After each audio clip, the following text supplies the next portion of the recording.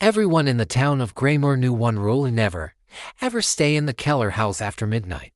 It wasn't because the place was haunted. It was because the house itself was alive. When Marcus Keller received the letter, he actually laughed out loud. An inheritance from a forgotten relative. A free house. To him, this sounded like a golden business opportunity, not some small-town curse.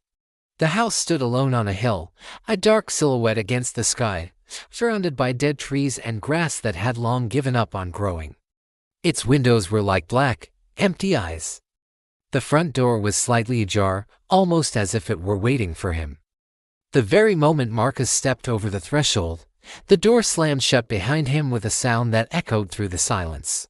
And then, the house exhaled. The first thing Marcus noticed was the walls. They were warm to the touch. This wasn't the warmth of sunlight, it was something else, something pulsing from deep within them. That night, as he lay in bed trying to sleep, he heard it. A slow, rhythmic breathing. It was deep, heavy, and sounded tired, and it seemed to be coming from inside the walls themselves. He tried to rationalize it, telling himself it was just old pipes groaning, the house settling, but pipes don't whisper your name. Every morning, Marcus woke up to find the house had changed. A door would appear where there had been only a solid wall the day before. A familiar hallway would stretch out, becoming impossibly longer. Sometimes, an entire room would just vanish.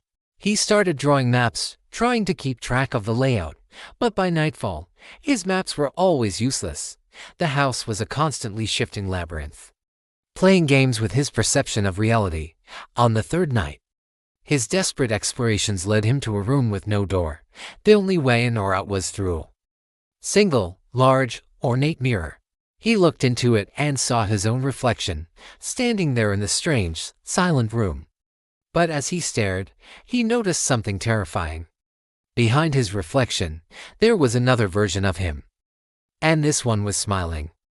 Driven by a mix of fear and a desperate need for answers, Marcus finally ventured into the basement. It was damp, dark, and filled with the dust of ages. Tucked away in a rotting wooden crate, he found a collection of old journals. They were written by previous inhabitants of the house, their handwriting growing more frantic with each passing entry. But one thing was consistent: every single journal ended with the same chilling phrase, "The house is learning me."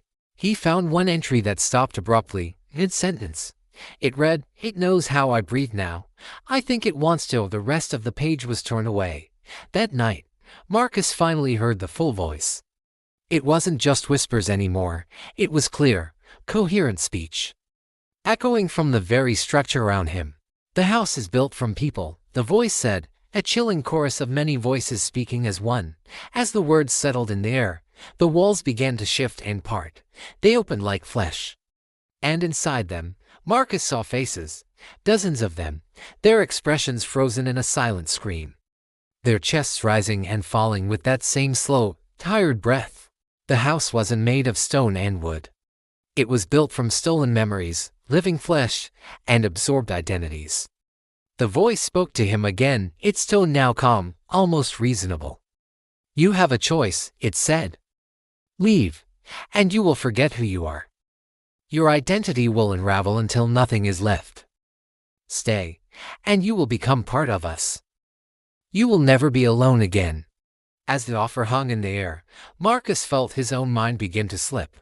His most cherished childhood memories started to blur. His own name sounded foreign on his tongue. The house was already consuming him. Panic seized him. He turned and ran for the front door, his only thought to escape. But the house fought back. Hallways crushed inward, trying to trap him.